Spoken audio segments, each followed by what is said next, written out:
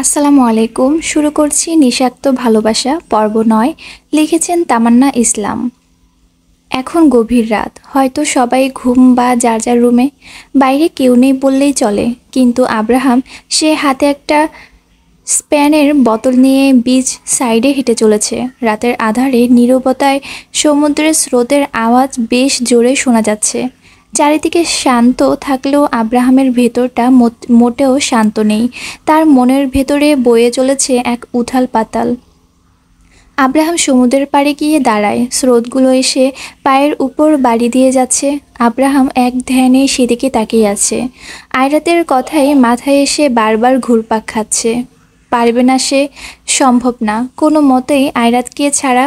Abraham হয়তো আয়রাত, নয়তো মৃত্যু। আয়রাত নেই তো আব্রাহাম নেই। আয়রাত হলে আমারই আমারই হবে, নয়তো কারোর না। আর যদি আমার না হয় তাহলে প্রথমে আয়রাতকে মারবো, তারপর আমি মরবো। ভালোবাসার অধিকারও আমার, আর জানে মারারও। আব্রাহাম তার হাত থেকে স্প্যানের বোতলটা ছুটে ফেলে দেয়, তারপর সোজা সমুদ্রের মাঝে হাঁটা শুরু করে। যাচ্ছে তো যাচ্ছি, কোনো দিকে কোনো খেয়াল নেই। সমুদ্রের অনেকটাই গভীরে। তবে আব্রাহাম যাচ্ছে, যেতে যেতেই সমুদ্রের পানিতে বেশ খানিক ভিজে গেল। অন্যদিকে আয়রাত তার রুমে বসে আছে। সে কখনো ভাবেনি যে আব্রাহাম তাকে এমন কিছু একটা বলবে। সে নিজেকে এমন একটা পর্যায়ে ভাবতেই পারে না। সে একটা মধ্যবিত্ত পরিবার থেকে বিলং করে। কোথায় আয়রাত আর কোথায় আব্রাহাম, এটা হয় না। আব্রাহামের পাশে আয়রাত কখনো নিজেকে কল্পনাও করতে পারে না। রাতের মতো রাত চলে যাচ্ছে, কিন্তু চোখে নেই ঘুমের ছিটেফোঁটাও। আব্রাহামের বলা প্রত্যেকটা কথা যেন কানে বেজে চলেছে তার।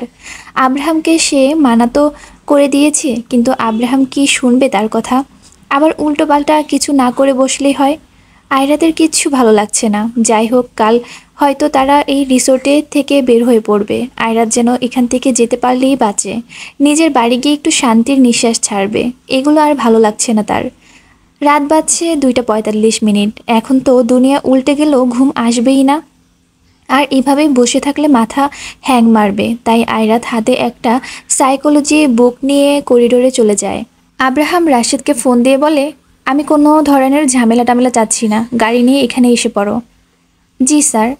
আজ এখান থেকে তারা চলে যাবে। বাকি স্টাফগুলো গতকালকেই সেই ফাইভ স্টার হোটেল থেকে বের হয়ে গেছে। আর আব্রাহাম এখান থেকে একা বের হতে পারবে না। অনেক জিনিসপত্র আছে, এগুলো নিতে হবে। তাই সে রাশেদকে ফোন করে এখানে আসতে বলে। আব্রাহাম ফোন রেখে দিয়ে সোজা আয়রাতের রুমের দিকে যায়। এখন তার মূল কাজ হচ্ছে আয়রাতকে জ্বালিয়ে মারা। আব্রাহাম আয়রাতের রুমে গিয়ে দেখে আয়রাত আয়নার সামনে দাঁড়িয়ে দাঁড়িয়ে কানে ঝুমকা পড়ছে, কিন্তু ঠিকভাবে পড়তে পারছে না, তাই মুখে বিরক্তির ছাপ স্পষ্ট। আব্রাহাম হাত দুটো ভাঁজ করে মুগ্ধ নয়নে তাকিয়ে থাকে তার দিকে। হাত তারপর ধীর পায়ে এগিয়ে গিয়ে আয়রাতের পিছনে দাঁড়িয়ে পড়ে। মুখে এক চিলতি হাসি রেখে আয়রাতের ঘাড়ের উপর থেকে চুলগুলো সরিয়ে দেয়। আয়রাত আয়নাতে আব্রাহামকে দেখে থমকে দাঁড়ায়। আব্রাহাম আয়রাতের হাত থেকে ঝুমকোটা নিয়ে খুব যত্নের সাথে আয়রাতের কানে পরিয়ে দিতে থাকে। তবে আব্রাহামের চোখগুলো আয়না দ্বারা আয়রাতের দিকেই তাকিয়ে আছে।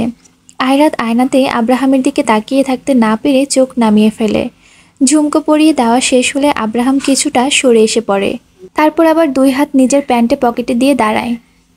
আব্রাহাম বলল আয়রাতকে, কাজলটা একটু গাঢ়ভাবেই দিও। আয়রাত বলল, কেন? অন্যের নজরও লেগে যাবে, যা আমি হতে দিব না।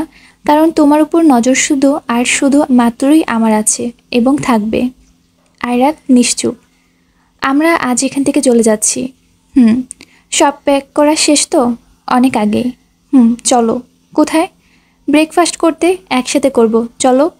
কিন্তু আমি খাবো না। মানে আমার খিদে নেই। কি বললা? খিদে নেই। ভালোই ভালো বলছি চলো। হয়তো তুমি এখন ব্রেকফাস্ট খাবে, নয়তো আমি এখন তোমাকে পানি ছাড়া কাচ্চা খেয়ে ফেলবো। আয়রাত হাঁ করে তাকিয়ে আছে। আয়রাত কিছু বলতে গিয়েও বলতে পারল না। আব্রাহাম আয়রাতের হাত ধরে বের হয়ে আসে রুম থেকে। বাইরে এসে একটা টেবিলের উপর বসে পড়ে। আব্রাহাম তো বসে পড়ে, তবে আয়রাত দাঁড়িয়ে থাকে। আব্রাহাম মাথা তুলে তার দিকে তাকায়, ইশারাতে আয়রাতকে টেবিলে বসতে বলে। আয়রাত মুখ ঘুরিয়ে নেয়। আব্রাহামের গেল মেজাজ চটে। সে আয়রাতের হাত ধরে হেঁচকা এক টান দিয়ে সোজা তাকে নিজের কোলের উপর বসিয়ে দেয়, আর এক হাত দিয়ে কোমর জড়িয়ে ধরে। হুট করে এমন কিছু একটা হওয়াতে আয়রাত অবাক হয়ে আব্রাহামের দিকে তাকায়। তবে আব্রাহাম বেশ স্বাভাবিক, তার মতে কিছুই হয়নি। আয়রাত আব্রাহামের কাছ থেকে সরে আসতে চাইলে আব্রাহাম যেন আরও শক্ত করে ধরে রাখে। আয়রাত চিল্লিয়ে বলে উঠল, দেখুন ছাড়ুন, সবাই তাকিয়ে আছে, ছাড়ুন তো। আব্রাহাম বলল, আমার জিনিস আমি নিয়ে বসে আছি, এতে কার বাপের কি? জিনিস মানে আমি এখন জিনিস? চুপ করো, ছাড়ুন তো। প্রথমে ভালোভাবে বসতে বলেছিলাম, বসনি, এখন এখানেই বসে থাকবে চুপচাপ। আর একটা বাড়তি প্যাচাল পারলে ওই যে সামনে ফল কাটার ওই ছুরি দেখেছো, সেটা নিয়ে ভুঁড়ি একদম ফেটে দেব। আয়রাত হাঁ করে তাকিয়ে থাকে। হাঁ করে আছো কেন? আমি নিজে খেতে জানি। এই হাঁ করো। খাচ্ছি তো। আয়রাত চুপচাপ খাবার মুখে পুড়ে নিল আব্রাহামের হাত থেকে। That's like my baby girl. Ayrat মুখটাকে বাংলার ৫ বানিয়ে রেখে দিয়েছে। আব্রাহাম নিজেও খেলো আর আয়রাতকেও খাইয়ে দিল, মানে হুমকি দিয়ে আর কি। আর এতক্ষণ এক হাত দিয়ে আয়রাতকে আঁকড়ে ধরেছিল। আয়রাত তার কোলের উপর থেকে সরে আসতে চাইলে আব্রাহাম তার দিকে চোখ গরম করে তাকায়, আর আয়রাত যেন সেখানেই শেষ। দেখতে দেখতে প্রায় অনেক সময় পার হয়ে গেল, আর তখন রাশেদও গাড়ি নিয়ে এসে পড়ে। রাশেদ বলে উঠল, স্যার। কেমন আছো রাশেদ? জি স্যার, ভালো। আপনি? অনেক বেশি ভালো। আয়রাতের দিকে তাকিয়ে বলল, স্যার গাড়ি নিয়ে এসেছি, সব কিছু আমি স্টাফকে বলে ঠিকঠাক করে নিব। আমরাও রেডি হচ্ছি। আয়রাত সেখান থেকে দ্রুত চলে যায় নিজের রুমে। গিয়েই সব গুছিয়ে সব কিছু আরেকবার চেক করে বের হয়ে পড়ে। সেই দ্রুত যাচ্ছে যেন আব্রাহামের চোখে না পড়ে। নিজের ব্যাগটা হাতে নিয়ে আয়রাত রাশেদের কাছে চলে যায়। আয়রাত বলল, রাশেদ। জি ম্যাম। আপনি যে গাড়িটা এনেছেন তার চাবি কোথায়? জি আমার কাছেই, আমাকে দিন তো। সরি ম্যাম, কিন্তু কেন? মানে আমি ওই গাড়ি দিয়ে যাব আর কি। আর ওই গাড়িতে ড্রাইভার আছে না? ড্রাইভার তো আছে, কিন্তু আপনি না ড্রাইভ করতে জানেন? আয়রাত বলল, ড্রাইভ করতে জানি, কিন্তু জায়গা না। এখন চাবি দিন, আমি ড্রাইভারের সাথে ওই গাড়ি দিয়ে চলে যাব। না মানে স্যার তো নিজের গাড়ি দিয়ে যাবেন, আর স্যার কখনো ড্রাইভারকে সাথে নেন না। তবে আরে কিছু হবে না, চাবি দিন আমায়। আচ্ছা আচ্ছা নিন। আয়রাত রাশেদের কাছ থেকে সেই গাড়ির চাবি নিয়ে এসে পড়ে, মানে শয়তানি বুদ্ধি যেন উপচে পড়ছে তার। আয়রাত কোনো রকমে লুকিয়ে চুরিয়ে সব করছে। রিসোর্টের পার্কিং সাইডে যেতেই আয়রাত দেখে দুটো গাড়ি দাঁড়িয়ে আছে। আয়রাতের চিনতে আর বাকি নেই যে এগুলো আব্রাহামের গাড়ি। একটা ব্রাউন কালারের আর একটা ব্ল্যাক, আর আব্রাহামের অধিকাংশ জিনিসপত্রই ব্ল্যাক কালারের। আয়রাত আস্তে করে গিয়ে কালো গাড়ির পিছনে টায়ারের পাশে বসে পড়ে। নিজের মাথার পেছন থেকে ক্লিপ নিয়ে ঠুইস করে টায়ারটা পাঞ্চার করে দেয় আর খিলখিল করে হাসতে থাকে। তারপর হাত ঝাড়তে ঝাড়তে উঠে দাঁড়ায়। এইবার দেখব চান্দু যে তুমি আমার কাছে কি করে পৌঁছাও। হি হি হি। আয়রাত হেলে তুলে গিয়ে ব্রাউন কালার গাড়ির পেছন সিটে গিয়ে বসে, কিন্তু শুনেছে ড্রাইভার নাকি কোথাও গিয়েছে, আসতে একটু দেরি হবে। আয়রাত বিরক্তি নিয়ে বসে থাকে, আর তখনই একজন লোক এসেই দেখে আব্রাহামের গাড়ির টায়ার পাঞ্চার। তার তো মাথায় হাত। আব্রাহাম যদি জানে যে এই সময় টায়ার পাঞ্চার হয়ে গেছে, তাহলে এই গাড়িটাই ভেঙে ফেলবে পুরো। লোকটি দ্রুত গাড়ি টায়ার সারাতে লাগে। কিছুক্ষণ পর ড্রাইভার এসে পড়ে, আর আয়রাত তাকে দ্রুত চলে যেতে বলে। ড্রাইভার তো ভেবেছে সে আব্রাহাম যেতে বলেছে তাদের, তাই সেও কোনো কথা না বলেই চলে আসে। আর ওইদিকে আব্রাহাম সারা রুমে আয়রাতকে টই টই করে খুঁজছে, কিন্তু আয়রাত নেই। আব্রাহামের মেজাজ এবার চরম পর্যায়ে। আব্রাহাম রেগে আগ বাবুলা হয়ে বাইরে এসে পড়ে। আব্রাহাম চিল্লিয়ে ওঠে, রাশেদ, আয়রাতকে দেখেছো? জি স্যার, উনি তো ড্রাইভারকে নিয়ে গাড়িতে করে চলে গেছেন। হোয়াট? G sir. আমাকে না বলে গেল? রাশেদ বলল, আপনার নাকি দেরি হবে, তাই উনিই আগে চলে গেলেন। গিয়েছে কতক্ষণ হবে? বেশি না স্যার, আনুমানিক 5-10 মিনিট হবে। 5-10 মিনিট, ওকে ফাইন। শোনো, ভেতরে সব কিছু আছে, সেগুলো নিয়ে তুমি এসে পড়ো, আমি গেলাম। আব্রাহাম তার সাদা শার্টের উপর থেকে জ্যাকেটটা খুলে হাতে নিয়ে নেয়, তারপর গাড়িতে এসে বসে। কোনো রকমের শান্তশিষ্টভাবে রিসোর্ট থেকে বের হয়ে আসে, কিন্তু সেখান থেকে বের হতেই যেন আব্রাহামের চোখে ধপ করে আগুন জ্বলে ওঠে। গাড়ির যত স্পিড ছিল সম্পূর্ণ দিয়ে হাওয়ার গতিতে ছুটে চলছে। আব্রাহাম বলল, আমাকে ফাঁকি দিয়ে গাড়িতে করে যাওয়া, তাই না? দাঁড়াও, বুঝাচ্ছি। আব্রাহাম সব গাড়িতেই ট্রান্সমিটার লাগানো। ভাগ্য ভালো যে আয়রাতের সেই গাড়িতেও লাগানো ছিল, তাই তারা এখন কোথায় বা কোন দিকে দিয়ে যাচ্ছে তা সহজেই ট্রেস করা যাচ্ছে।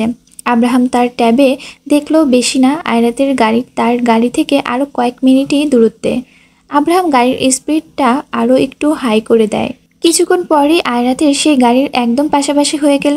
এবার আব্রাহাম তার গাড়িটা নিয়ে ব্রেক কষে সোজা আয়রাতের সেই গাড়ির সামনে চলে গেল। রাস্তাটা যেন ধুলোয় পুরো ভরে গেছে। আব্রাহাম তো তীব্র গতিতে গাড়ির ব্রেক কষে তাদের গাড়ির সামনে নিজের গাড়ি থামায়। আর ওই গাড়ির ড্রাইভার এতে ভ্যাপাচাকা খেয়ে যায়। এভাবে হুট করে আরেকটা গাড়ি নিজের গাড়ির সামনে এসে পড়তেই ড্রাইভারও বেশ জোরে দ্রুত ব্রেক কষে। আয়রাত আর মোছে পেছনের সিটে বসেছিল, কিন্তু এভাবে হুট করে ব্রেক কষাতে আয়রাত অল্পের জন্য মাথায় আঘাত পায়নি। সে রেগে যায়। আরে আস্তে, হয়েছে কি? ম্যাম, সামনে আব্রাহাম স্যার। আব্রাহামের নাম শুনতেই আয়রাতের বুকটা ধুক করে উঠল। কি? জি ম্যাম। এতক্ষণে আব্রাহাম তার গাড়ি থেকে নেমে আসে। আয়রাতের গাড়ির পাশে দাঁড়ায়। কোনো কথা না বলে গাড়ির দরজা খুলে আয়রাতের হাত খামচে ধরে তাকে এক প্রকার টেনেই গাড়ি থেকে বাইরে বের করে আনে। আয়রাত হাত ছাড়ানোর জন্য চিল্লাচ্ছে, কিন্তু আব্রাহাম তো জীবনও হাত ছাড়বে না। আয়রাতকে নিয়ে সে নিজের গাড়ির দিকে যেতে ধরল। ও হ্যাঁ, আমি গাড়ি নিয়ে সোজা এখান থেকে আবার রিসোর্টে ব্যাক করো। সেখানে রাশেদ আছে, তাকে নিয়ে নিয়ে আসো। ড্রাইভারকে এই কথা বলে আব্রাহাম আবার আয়রাতের হাত ধরে টেনে এনে সামনের সিটে বসিয়ে দিয়ে দরজা লক করে দেয়। তারপর নিজেও ঘুরে এসে গাড়ির ড্রাইভিং সিটে বসে পড়ে। আয়রাত তাকিয়ে আছে আব্রাহামের দিকে, আর আব্রাহাম যেন ভাবলিশহীন। সে এসে আবার নিজের চোখে সুন্দর করে সানগ্লাসটা চোখে পরে নিল। এটা কি হলো? সবসময় গুন্ডাগিরি করা কি জরুরি? সবসময় তেরামি করা কি জরুরি? আপনি কি ভালো হবেন না? ওই গাড়ি দিয়ে গেলে কি হলো? আচ্ছা, একই কথা তো নাকি? গাজর আর মূলা কি এক? আয়রাত হাঁ করে থাকলো। এমনটা করতাম না যদি আমার সাথে আগে থেকে আসতে, আর তার উপর আমার গাড়ির টায়ার পাঞ্চার করে দিয়ে এসেছো। আপনি কি করে জানলেন? স্টাফ বলেছে আমায়। আর তুমি যেহেতু নেই, মানে ড্রাইভারের সাথে এসেছো, তাও আমার আগে, তো আমার কাছে ক্লিয়ার ছিল সব যে এটা তুমিই করেছো। আর তাই আমিও তোমাকে এমন টেনে হেঁচড়ে গাড়ি থেকে নিয়ে এলাম। Tit for tat baby. Ayrat যে আব্রাহামের সাথে জীবনও পারবে না তা জানা আছে, তাই আয়রাত দু হাত ভাঁজ করে মুখ ফুলে বসে থাকে। প্রায় 2-3 ঘন্টা জার্নির পর আব্রাহাম আয়রাতের বাসার সামনে গাড়ি থামায়। আয়রাত কিছু না বলেই গাড়ি থেকে নেমে পড়তে ধরে। তখনই আব্রাহাম আবার তাকে হাত ধরে থামিয়ে দেয়। হাতটা কিছুটা টান দিয়ে আয়রাতকে নিজের দিকে ঘুরিয়ে নেয়। তারপর আয়রাতের কপালে চোখ বন্ধ করে একটা চুমো এঁকে দেয়। আয়রাত নিজেও তার চোখ দুটো বন্ধ করে ফেলে। বেশ সময় হয়ে যায়, তবে আব্রাহাম এখনও আয়রাতের কপালে নিজের ঠোঁট দুটো ঠেকিয়ে দিয়েই আছে, যেন এখানে সে নিজের সুখ খুঁজে পায়। আয়রাত কিছুটা নড়ে চড়ে উঠলে আব্রাহাম তাকে ছেড়ে দেয়। আয়রাত মাথা নিচু করে সেখান থেকে এসে পড়ে। আয়রাত বাড়ির ভেতর চলে গেলে আব্রাহামও সেখান থেকে চলে আসে। তবে বাড়ির ভেতরে গিয়েই পাকে আরেক ঝামেলা। আয়রাত বাড়িতে যেতে না যেতেই পাকে আরেক ঝামেলা। আয়রাত গিয়ে দেখে তার চাচা আর চাচি মুখ ফুলে দিয়ে বসে আছে, আর তাদের মাঝে রনিত বসে আছে। আয়রাতকে আসতে দেখে রনিত ছুটে গিয়ে আয়রাতের কাছে যায়, আর তখনই সবার চোখে আয়রাতের দিকে যায়। আয়রু আপু, আয়রু আপু। আয়রাত রনিতকে অনেকগুলো পাপ্পি দেয়। এসেছো তুমি? জানো, অনেক মিস করেছিলাম তোমাকে। আমার জন্য চকলেট আনোনি? হ্যাঁ এনেছি তো, অনেকগুলো। এই যে নাও। আয়রাত রনিতের হাতে 2 বক্স চকলেট ধরিয়ে দিল। রনিতের খুশি আর দেখে কে। তবে আয়রাত রনিতের দিকে ঝুঁকে আস্তে করে বলে উঠল, আচ্ছা কি হয়েছে চাচা চাচির বলো তো? এভাবে দুজনের মুখ গোমরা করে রেখেছে কেন? আরে তুমি তো এতদিন ছিলে না, জানো না তো কি হয়েছে। আল্লাহ, ফিসফিস করে বলে রনিত। রনিতের এমন রিয়েকশন দেখে আয়রাত ফিক করে হেসেই দেয়। কি হয়েছে বলবি তো? আরে তোমাকে নিয়ে বেঁধেছে দুইজনের মাঝে। আমাকে নিয়ে মানে? আমি আবার কি করলাম? তা আমি জানি না, তুমি বরং গিয়েই শোনো। আমি এখন বাইরে যাব খেলতে, এতক্ষণ আমার কান পচে গেছে। চুপ বাদর একটা। আচ্ছা তুই যা। রনিত দৌড়ে বাইরে চলে গেল, আর আয়রাত ধীর পায়ে হেঁটে ভেতরে গেল। আয়রাতকে দেখে তার চাচা ইকবাল তার দিকে এগিয়ে গেল, আর তখনই ষাঁড়ের মতো চেঁচিয়ে আয়রাতের চাচি বলে ওঠে, হ্যাঁ ওই তো এসেছে বাড়ির জমিদার। 4 দিনের কথা বলে আজ হয়েছে 6 দিন। চাচি, আমি সেখানে সাধে থাকিনি বুঝলে। কলি বেগম বলল, এই রনিতের বাবা, তুমি এখন সোজা সাপটা সব বলে দাও তো। চাচু, হয়েছে কি? আমি বাড়ি না থাকার ফলে যদি এই আমাকে নিয়ে ঝামেলা হয়, তাহলে প্লিজ বলে দাও, আমি বাড়ি থেকে বের হয়ে যাই। শোন মা, আমি কখনো চাইনি যে এমন কিছু একটা হোক। যদি আমার বড় ভাই তোর বাবা বেঁচে থাকতো, তাহলে হয়তো আজ আমাকে ওনার নিজের ভাই হিসেবে পরিচয় দিতেও বাধ্য। কেননা আমার কাছে থেকেও তোকে এই এত কিছু সহ্য করতে হচ্ছে। আহা চাচ্চু, ছাড়ো তো, আজ একটা না একটা ব্যবস্থা হবেই। এই বলে ইকবাল সাহেব একটা ব্যাগ এনে আয়রাতের সামনে রাখলেন। আয়রাত মা, এই ব্যাগে 1 কোটি টাকা আছে, এটা তোর। কলি বেগম চিৎকার করে বললেন, কি কি তুমি তুমি এইসব টাকাগুলো ওকে দিয়ে দিচ্ছ? ইকবাল সাহেব বললেন, হ্যাঁ, কারণ এটা আয়রাতের ভাগ। ভাইজান এগুলো নিজের মেয়ের নামেই রেখে গিয়েছিলেন, আর তোমার লজ্জা থাকা দরকার, কেননা এতদিন তুমি এই আয়রাতের বাবার সম্পত্তিতে থেকে খেয়ে এসেছো। সেখানে আয়রাত যে কিছু বলা কওয়ার অধিকার তোমার নেই, বুঝলে? কিন্তু চাচ্চু, এই টাকাগুলো দিয়ে আমি কি করব? আমার দরকার নেই। অবশ্যই দরকার আছে। টাকাগুলো তুই তোর পড়াশোনার পেছনে খরচ করতে পারবি। এগুলো তোর আমানত, তোর কাছেই রাখ। আর হ্যাঁ মা, যেখানে লোভী কুমিররা থাকে সেখানে এই জিনিসগুলো সামলিয়ে রাখাটাই ভালো। ইকবাল কথাটা যে ইনডাইরেক্টলি হলেও আয়রাতের চাচি কলিকেই বলেছেন তা আর কারো বুঝতে বাকি রইল না। আয়রাত আর কিছু না বলেই নিজের ব্যাগপত্র সব নিয়ে নিজের রুমে এসে পড়ে। এসে নিজের ব্যাগটা সোফাতে ছুঁড়ে মারে আর বিছানাতে গিয়ে ধপ করে শুয়ে পড়ে। উফ আল্লাহ, এত ভেজাল আর ভালো লাগে না। এই বাড়ি ছেড়ে চলে যেতেও পারি না একমাত্র চাচ্চুর জন্য। আমি ডিপ্রেশনে চলে যাব এইভাবে চলতে থাকলে। কিছু তো একটা করতেই হবে। হঠাৎ আয়রাতের মাথায় একটা কথা আসে আর আয়রাত ঝট করে উঠে পড়ে। আচ্ছা, আমি এক কাজ করি, অফিসের চাকরিটা ছেড়ে দিই। হ্যাঁ, কারণ সেখানে থাকলে আমি আরও পাগল হয়ে যাব। আব্রাহাম পাগল বানিয়ে দিবে আমায়। এটাই বেস্ট হবে। আমি কালই অফিসে গিয়ে আমার রিসিপশন লেটারটা সাবমিট করে দিব। আয়রাত হাত দিয়ে নিজের মুখ চেপে ধরে চোখ বন্ধ করে কিছুক্ষণ বসে থাকে। ফ্রেশ হয়ে আয়রাত নিচে গেল। ভাগ্যিস আজ তার চাচা রান্না করেছে। কোনো রকম গিয়ে খেয়ে এসে আবার নিজের রুমে যায়। সকালে অনেক জার্নি করে এসেছে, যার ফলে অনেকটাই টায়ার্ড। শোয়ার সাথে সাথেই চোখ ঘুমে নেমে এলো। পরের দিন সকালে ঘুম থেকে উঠে আয়রাত রেডি হয়ে অফিসের উদ্দেশ্যে বের হয়ে পড়ে। আজ অন্যান্য দিন থেকে আয়রাত অফিসে 10 মিনিট আগে এসেছে। অফিস এত শান্ত, আজ এখনও আব্রাহাম আসেনি। আর আব্রাহাম আসার আগেই সবাই বেশ কোলাহল করেই কাটিয়ে দেয় সময়টুকু। আব্রাহাম যখন আসে তখন সবাই যেন রোবট, একদম চুপচাপ। কিন্তু আজ এখন থেকেই সবাই অনেক চুপচাপ। ব্যাপারটা আয়রাত খেয়াল করলো। আয়রাত ভেতরে যেতেই দেখলো রোদেলা দাঁড়িয়ে দাঁড়িয়ে একজনের সাথে কথা বলছে। আয়রাত বলল, এই রোদেলা। হ্যাঁ, এসেছো? কিন্তু সবাই আজ এত চুপ কেন? আরে, নিউ প্রজেক্ট নিয়ে সবাই অনেক বেশি সিরিয়াস। প্রচুর ভাগ দৌড় করছে সবাই। এক বিন্দু কিছু উল্টাপাল্টা করলে আব্রাহাম স্যার খুন করে ফেলবে একদম। ঘোড়ার ডিম করবে। মানুষ মাত্রই ভুল করে, এতে এত রাগার কি আছে? আরে স্যার তো নিজেও পারফেক্ট, আর ওনার কি সব কিছু চাইও পারফেক্ট। কিছুটা লজ্জা পেয়ে বলল রোদেলা। তা তুমি লজ্জা পাচ্ছ কেন? আরে স্যার তো আমারও ক্রাশ। ওরে বাবারে, আচ্ছা থাক, হয়েছে, আয়রাত বলল। আয়রাত রোদেলার সাথে কথা বলছিল আর তখনই চোখে চশমা পরে হাতে ফোন ঘাঁটতে ঘাঁটতে আব্রাহাম অফিসের ভেতর আসে। সবাই তাকে দেখে দাঁড়িয়ে পড়ে। আব্রাহাম যখন ভেতরে আসে তখন ফোন থেকে মাথা তুলে এক নজরে আয়রাতের দিকে তাকায়। মিস আয়রাত, কফি নিয়ে আমার কেবিনে আসুন, এক্ষুনি। আয়রাত অবাক, এই প্রথম আব্রাহাম তাকে আপনি বলে সম্বোধন করলো। হয়তো এখন সবাই আছে তাই। আব্রাহাম তার কেবিনে চলে গেল। এখন কি আর করার, আয়রাতকে কফি বানাতে হবে।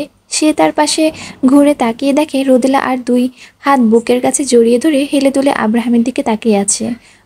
মুখে খুশি যেন উপচে পড়ছে। আয়রাত দেয় এক ধাক্কা। এমন করে তাকিয়ে থাকতে হবে কেন? রোদেলা বলল, আব্রাহাম স্যারের দিকে না তাকালে আমার এই চোখ দুটোর সাথে বড্ড বেশি অন্যায় করে রে। আদিক্ষেতা। রোদেলার কাছ থেকে আয়রাত এসে পড়ে, তারপর চলে যায় কিচেনে। গরম গরম 1 কাপ কফি বানিয়ে আয়রাত আব্রাহামের কেবিনে চলে যায়, আর সাথে নিজের রেজিগনেশন লেটারটাও নিয়ে যায়। ভেতরে আসবো? এসো। আয়রাত গিয়ে আব্রাহামের টেবিলের সামনে কফির কাপটা রাখে, তবে আব্রাহাম টেবিলে নেই। আয়রাত তাকে আশেপাশে খুঁজছে, আর তখনই আব্রাহাম হুট করেই এসে আয়রাতকে পেছন থেকে জড়িয়ে ধরে। আয়রাত চমকে কিছুটা চিল্লিয়ে ওঠে। আব্রাহাম তার 2 হাত দিয়ে আয়রাতের কোমর জড়িয়ে ধরে তার ঘাড়ে নিজের নাক ডুবিয়ে দেয়। আব্রাহাম বলল, আই মিস ইউ জান পাখি। কালই তো দেখা হয়েছিল, এইটুকু সময় আবার মিস করার কি আছে? তা তুমি বুঝবে না, আমি বুঝি। ছাড়ুন তো। না না, ছাড়বো না। আপনাকে আমার কিছু বলার আছে। হ্যাঁ, আমারও অনেক বেশি ইম্পর্ট্যান্ট কথা বলার আছে তোমাকে, অনেক বেশি। জি, বলুন। I love you. আব্রাহাম এই কথা বলে টুক করে আয়রাতের গালে কিস করে দেয়। তারপর আয়রাতকে ছেড়ে দিয়ে নিজের চেয়ারে এসে বসে। কফিতে চুমুক দিতে দিতে ফাউল ফাইলগুলো দেখছে। আব্রাহাম বলল, হুম হুম, গুড। দেখুন, সিরিয়াসলি কথা আছে আমার। হুম, বলো। আমার রেসিগনেশন লেটার। আমি এই জবটা আর করতে চাইছি না। আয়রাতের এমন কথায় আব্রাহামের মাঝে তেমন কোনো পরিবর্তন দেখা গেল না। সে আগের মতোই করেই ফাইল দেখছে আর কফি খাচ্ছে। আয়রাত আব্রাহামের এত শান্ত চেহারা দেখে কপাল কুঁচকায়। আমি কিছু বলছি আপনাকে, আমি জবটা ছাড়তে চাচ্ছি। আব্রাহাম জোরে জোরে হেসেই দেয়। আপনি হাসছেন কেন? যখন আমার বিয়ে হবার জন্য পেপারে সাইন করেছিলে তখন পেপারটা ঠিকভাবে পড়েছিলে কি? আপনি ঠিকঠাকভাবে পড়তে দিয়েছিলেন কি আমায়? হুম। আব্রাহাম বসা থেকে উঠে দাঁড়ায়। 1 বছরের কমিটমেন্ট করা আছে তোমার সাথে। 1 বছর অবধি তুমি চাইলেও এই জবটা ছাড়তে পারবে না। কি? কিন্তু কেন? এটাই বলা ছিল সেই পেপারসগুলোতে। কিন্তু এখন বলেও লাভ নেই জান। মানে এই পাগলের সাথে আরও পুরো 1 বছর আমার মাথা ঘুরাচ্ছে, মনে মনে বলল আয়রাত। আব্রাহাম এবার আয়রাতের সামনে গিয়ে দাঁড়ায়। নিজের 2 হাত দিয়ে আয়রাতের কোমর চেপে ধরে নিজের সাথে লাগিয়ে নেয়। 1 হাত দিয়ে আয়রাতের কোমর পেঁচিয়ে ধরে, আরেক হাতের আঙ্গুলগুলো আয়রাতের গালের ছুঁয়ে দিতে দিতে বলে, বেবি গার্ল, একটা কথা মাথায় রেখো।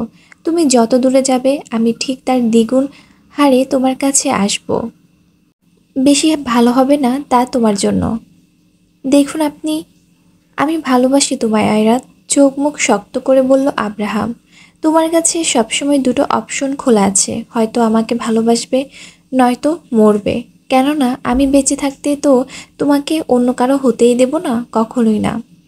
আয়রাত বলল, কেন এমন পাগলামিগুলো করেন বলুন তো? দেখুন, আপনার সাথে আমার যায় না। আমি খুব সাধারণ একটা মেয়ে, আর আপনার জীবনে বিলাসিতা অভাব নেই। আব্রাহাম, আকাশ আর সমুদ্র কখনো এক হয় না। আব্রাহাম বলে উঠল, কিন্তু আকাশে যখন বিদ্যুৎ চমকায় তখন প্রাকৃতিক নিয়মে সমুদ্রের পানি ঢেউ খেয়ার সবার আগে। আকাশে বৃষ্টি হলে তার পানিগুলো সমুদ্রের বুকে এসে আছড়ে পড়ে আগে। আর মজার ব্যাপার হচ্ছে এটা, যে আকাশকে কিন্তু কখনোই মানুষ একা উচ্চারণ করে না। সবসময় বলে আকাশ জমি। আর মনে রেখো, সমুদ্রের অবস্থান কিন্তু জমিতেই। শোনো, আমি তোমাকে ভালোবাসছি, তোমাকেই বাসবো। আর এছাড়া তুমি তো আমারই, তুমি চাইলেও আমার, না চাইলেও আমার। আয়রাত গিয়ে নিজের কেবিনে বসে, মানে তার জায়গাতে গিয়ে বসে। তার আর আব্রাহামের কেবিন তো এক রুমেই সেট করা। আব্রাহাম গিয়ে তার চেয়ারে বসে, হাতে একটা পেন্সিল নিয়ে ঘোরাচ্ছে আর আয়রাতের দিকে তাকিয়ে আছে। আব্রাহাম এমন নজর বরাবরই আয়রাতকে অস্বস্তিতে ফেলে দেয়।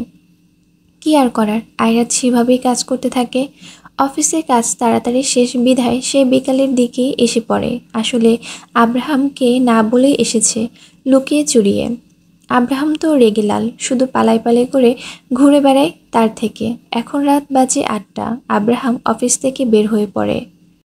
ওদিকে আয়রাত পপকর্ন খাচ্ছে আর টিভিতে আরামসে হরর মুভি দেখছে। হঠাৎ তার ফোন বেজে ওঠে, আর এমন বিকট শব্দে ফোন বাজতে থাকে আয়রাত এমন ভাবে চমকে গিয়েছে যে হাত থেকে পপকর্ন ছিটে পড়ে যায়। আয়রাত নিজের মাথায় নিজেই গাঁটটা মেরে ফোনটা রিসিভ করে। Unknown number. আয়রাত মাথা চুলকাতে চুলকাতে ফোনটা ধরে। হ্যালো, কে? অবশ্যই তোমার জামাই। আপনি অন্য কাউকে আশা করেছিলেন নাকি? জি না।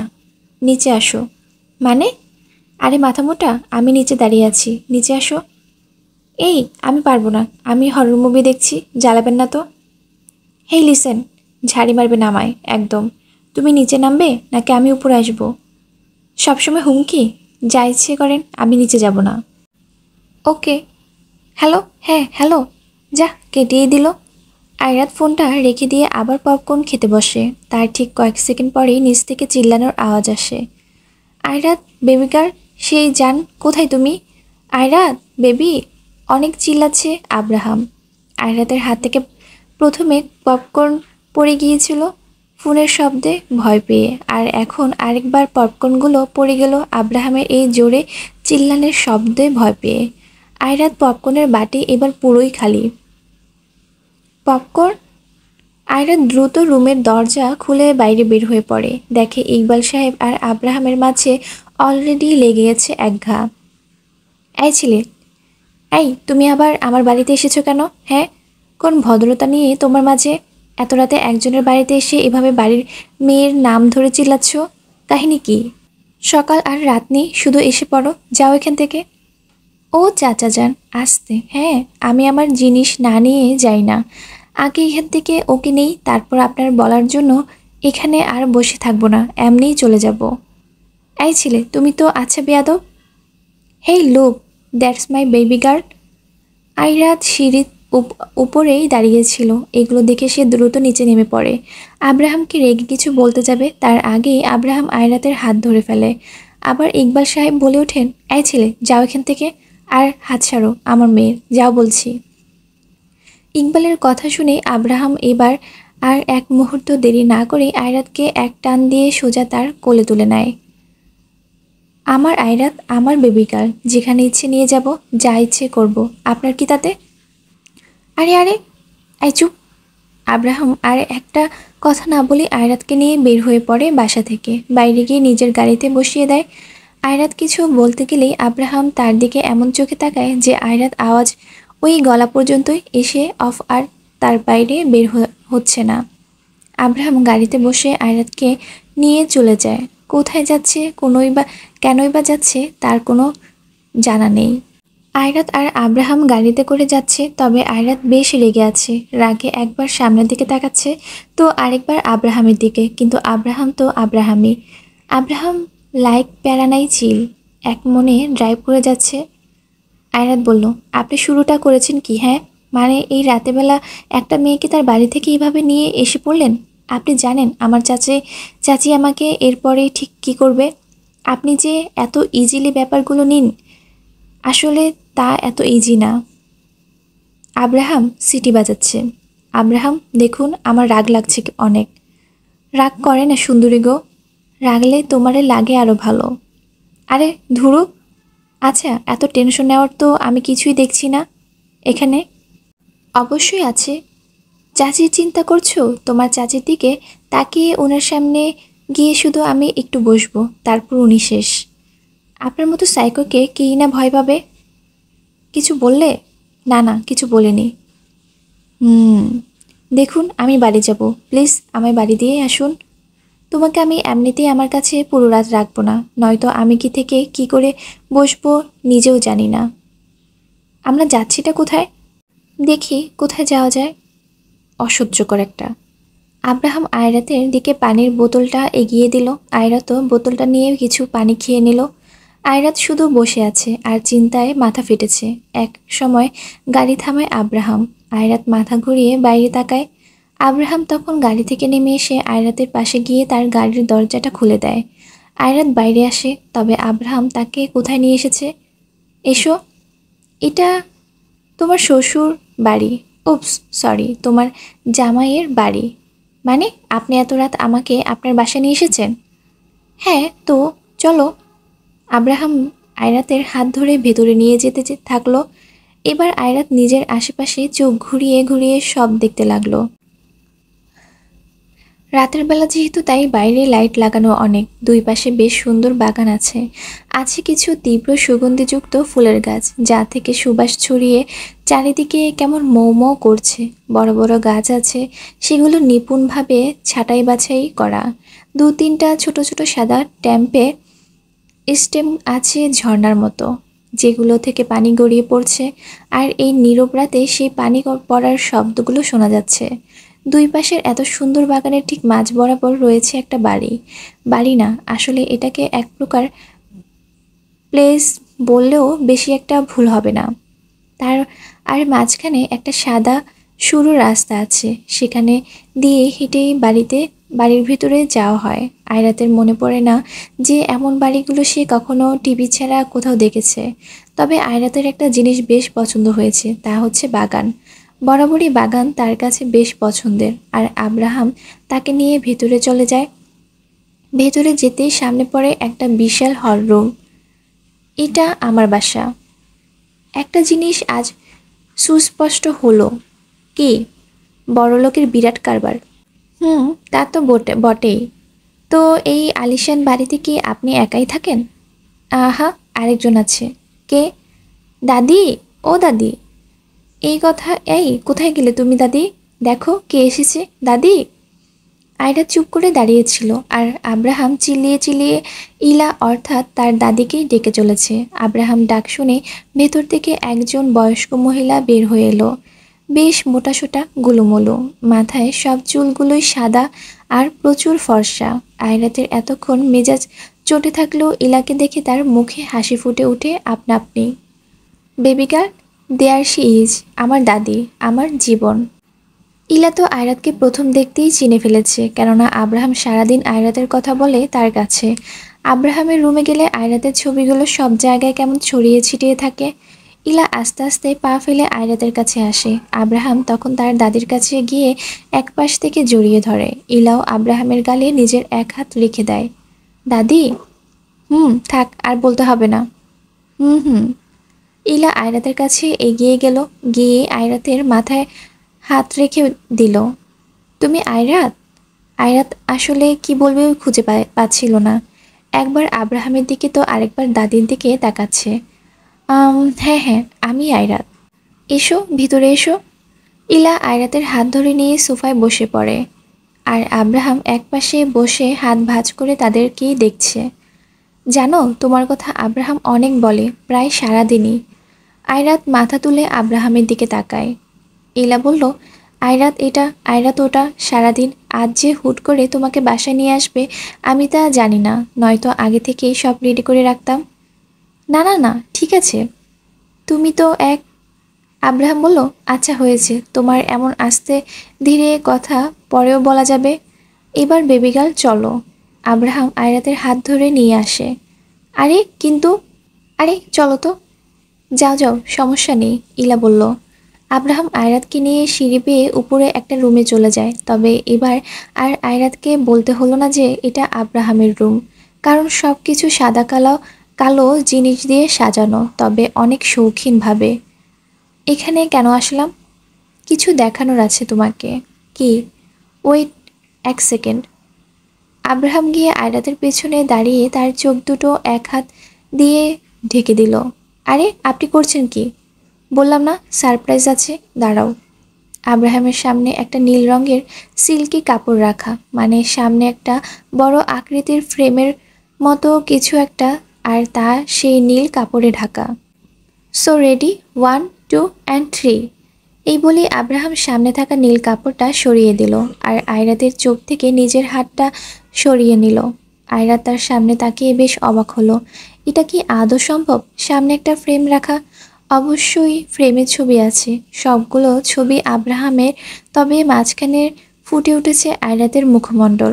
অর্থাৎ আব্রাহামের একটা একটা ছবি খুব সুন্দরভাবে সেখানে সাজানো হয়েছে, আর সেই ছবিগুলোর মাঝখানে আয়রাতের চেহারা ভাসছে। ছবি আব্রাহামের, কিন্তু চেহারা আয়রাতের। আয়রাত সত্যি বেশ অবাক, এমনটা কি করে সম্ভব?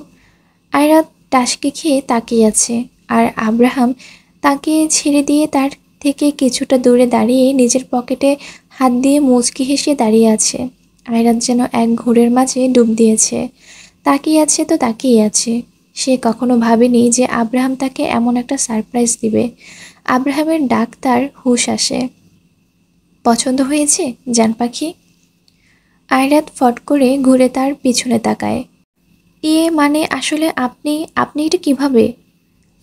আমার জন্য খুব সিম্পল এটা, আর তোমাকে অফিসের বেশি বেশি কাজগুলো দিয়ে দিতাম, আমি যেন আমার কাজ একটু হালকা হয়, আর আমি বসে বসে এটা বানাতে পারি।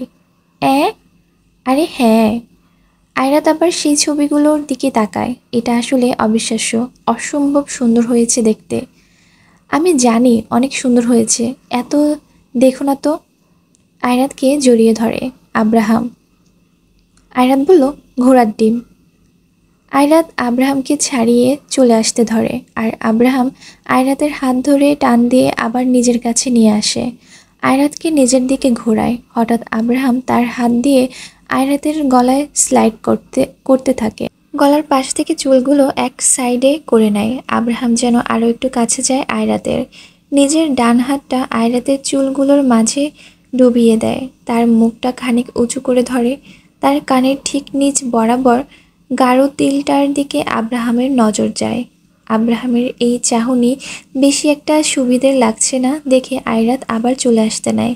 কিন্তু এবার আব্রাহাম এক হাত দিয়ে আয়রাতের কোমর হুট করেই বেশ শক্তভাবে জড়িয়ে ধরে, আর সাথে সাথে আয়রাতের কানের নিচে সেই তিলটার মাঝে নিজের মুখ ডুবিয়ে দেয়।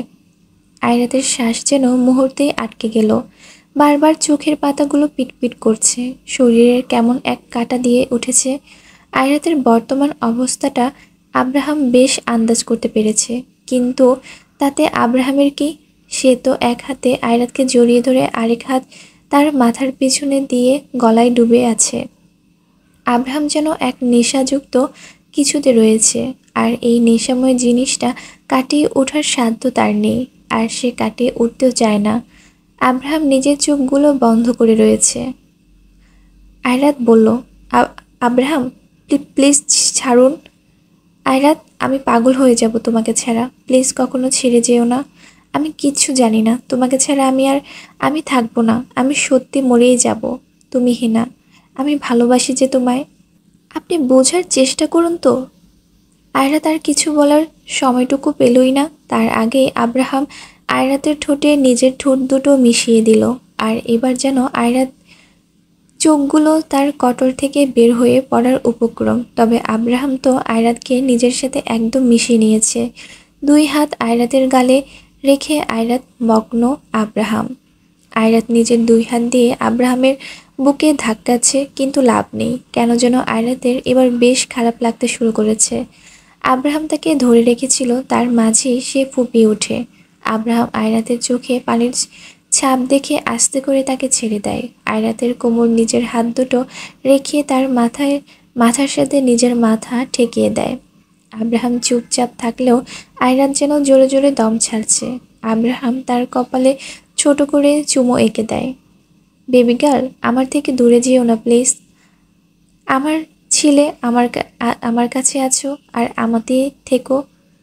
আমি যে ভালোবাসি তোমায়। আব্রাহাম আয়রাতকে নিয়ে বের হয়ে পড়ে। তবে আর যাই হোক, আব্রাহামের দাদি ইলাকে আয়রাতের বেশ লেগেছে। আব্রাহাম কোনো রকম তার দাদিকে বলে বাড়ির বাইরে বের হয়ে পড়ে। আয়রাতকে নিয়ে গাড়িতে উঠে আবার গাড়ি স্টার্ট দেয়। গাড়ি চলছে আপন গতিতে। তবে এবার আয়রাত আরেক দফা অবাক, কেননা এটা তো তার বাড়ির রাস্তা না, বরং আব্রাহাম অনেক আগে আয়রাতের বাড়ির রাস্তা পার হয়ে এসেছে। তাহলে আব্রাহাম তাকে এখন আবার কোথায় নিয়ে যাচ্ছে? আয়রাত গাড়ির জানালা দিয়ে দেখে এটা অন্য এক রাস্তা। আয়রাত বলল, ওয়েট, আমরা কোথায় যাচ্ছি? এই, আপনি আবার কোথায় নিয়ে যাচ্ছেন? আমার বাড়িতে তো এই দিকে না। আমি তা জানি জান পাখি, তাহলে কোথায় নিচ্ছেন? আরে আরে রাত অনেক হয়েছে, বাড়ি যেতে হবে তো। খুব দরকারি একটা কাজ করতে যাচ্ছি। কি এমন কাজ? গেলেই না হয়ে দেখতে পাবে, চলো আগে। আয়রাতের মুখে আবার চিন্তার ছাপ ফুটে ওঠে। আব্রাহাম তাকে নিয়ে যাচ্ছেটা কোথায়?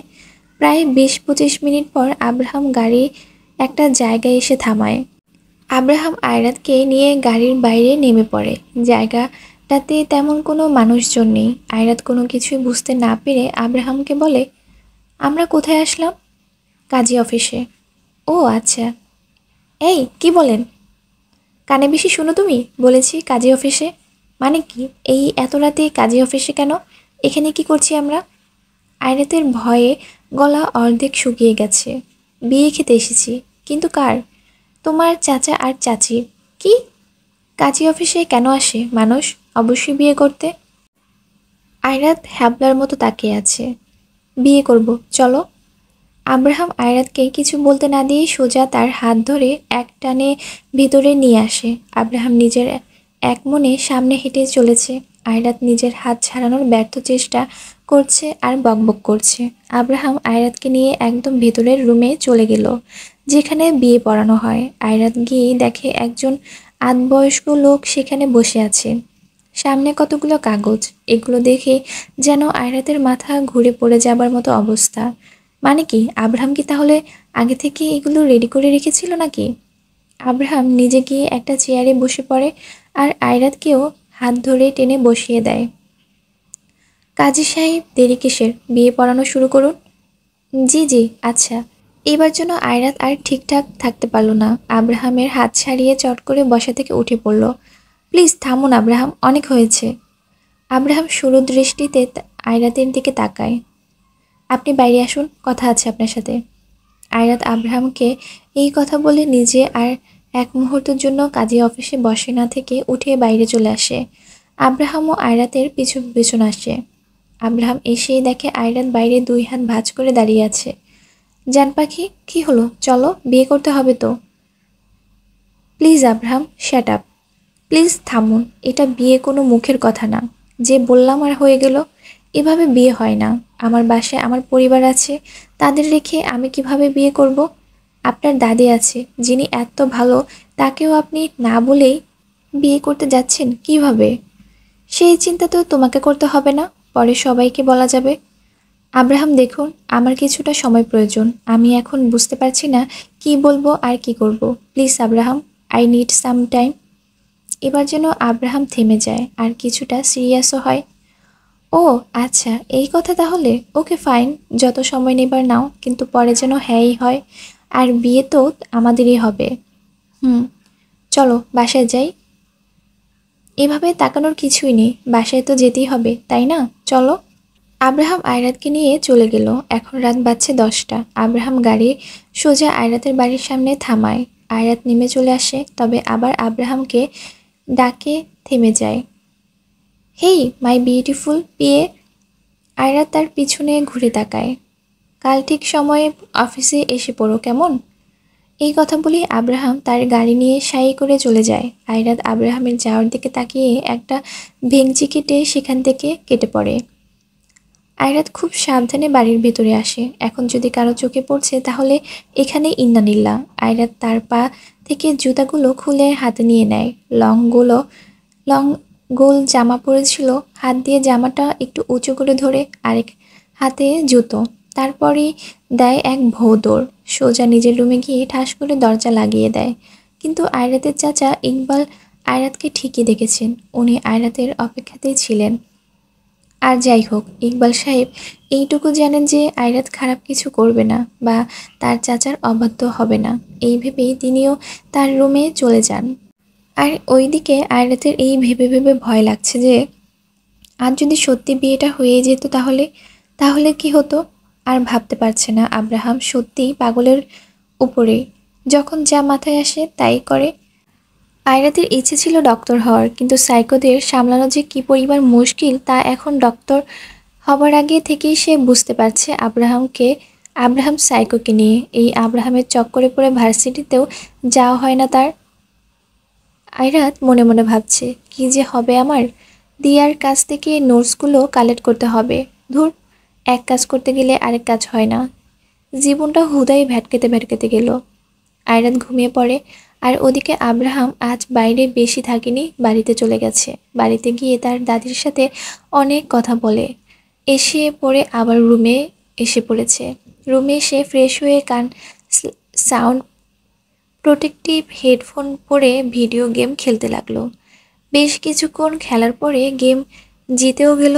এখন আর ভালো লাগছে না, তাই হাতে একটা সফট ড্রিঙ্ক এর ক্যান বাইর করে বাইরে চলে গেল, মানে করিডরে। আয়রাতের কথা মনে পড়ছে প্রচণ্ডভাবে। রায়হানের মনে যেন আগুন জ্বলছে ধাউ ধাউ করে। এখন সে তার চোখ মুখ সব লাল করে দিয়ে হাতে অ্যালকোহল একটা প্যাক নিয়ে বসে আছে আর রাগে ফুঁসছে। তার এক হাতের তালুতে ব্যান্ডেজ করা। এই হাতটাতে আব্রাহামই তাকে ব্যথা দিয়েছিল। রায়হান এই ঘা শুকাতে দেয় না, ইচ্ছে করেই মেডিসিন দেয় না, কাঁচা করে রাখে, যেন এই ব্যথাটা তাকে ক্ষণে ক্ষণে আব্রাহামের কথা মনে করাতে থাকে। আগে রায়হানের কাছে আয়রাত একদিনের ভালোবাসা ছিল, কিন্তু এখন যে এটা তার জিদে পরিণত হয়েছে।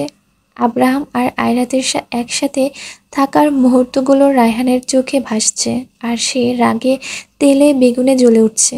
অবশেষে থাকতে না পেরে রায়হান তার হাত থেকে কাচের গ্লাসটা দূরে ছুঁড়ে ফেলে দেয়।